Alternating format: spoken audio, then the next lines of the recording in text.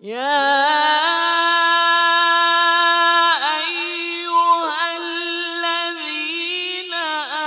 آمنوا اتقوا الله وكونوا مع الصادقين.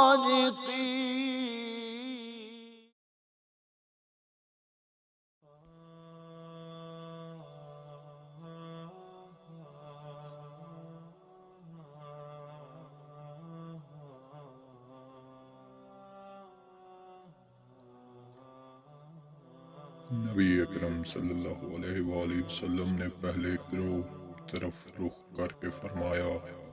کہ آپ لوگ جو کہتے ہو کہ خدا ان بتوں کی شکل رکھنے والے مردوں میں حلول کر گیا ہے، لہذا ہم نے ان بتوں کو ان مردوں کی شبیہ بنایا ہے اور ان کو پوجتے ہیں، تو آپ نے اس بیان کے ذریعے خدا کو مخلوقات کی طرح محدود اور حادث سمجھ لیا ہے کہ کیا خدا کسی چیز میں حلول کر سکتا ہے، اور وہ چیز جو محدود ہے خدا کو اپنے اندر سمونے میں قادر ہے۔ بس اسی طرح خدا اور دوسری اشیاء کے درمیان کیا فرق رہا جو جسموں میں حلول کرتی ہیں، سما جاتی ہیں، جیسے رنگ، غذا، نرمی، گندگی، بھاری پن، ہلکا پن وغیرہ۔ اس بنا پر آپ لوگ کس طرح یہ کہتے ہیں کہ وہ جسم جس میں خدا حلول ہوا ہے وہ حادث اور محدود ہو، لیکن خدا جو اس میں سمایا ہے وہ قدیم اور لامحدود ہو، حالانکہ معاملہ اس کے برخلاف ہونا چاہیے تھا، یعنی زمانے والے کو حادث اور زمانے کی جگہ کو قدیمی ہونا چاہیے تھا۔ دوسری طرف کس طرح ممکن ہے کہ خداوند عالم جو تمام موجودات سے پہلے ہمیشہ ہی سے خود مختار اور غنی تھا،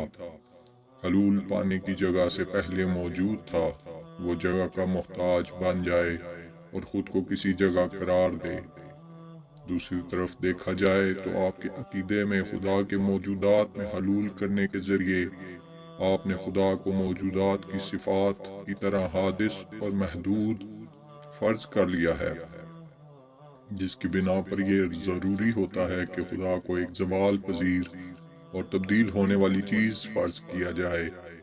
اس لیے کہ ہر وہ چیز جو حادث اور محدود ہوگی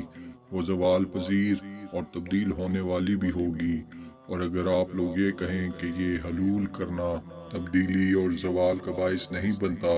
تو پھر حرکت اور سکون اور سیاہ و سفید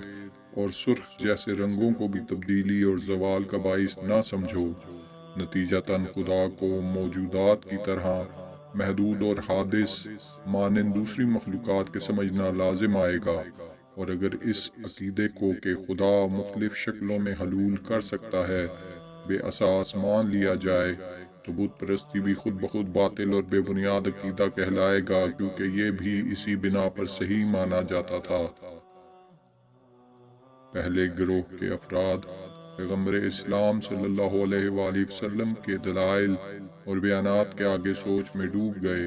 اور کہنے لگے ہمیں اس سلسلے میں مہلت دی جائے تاکہ کچھ سوچ سکیں۔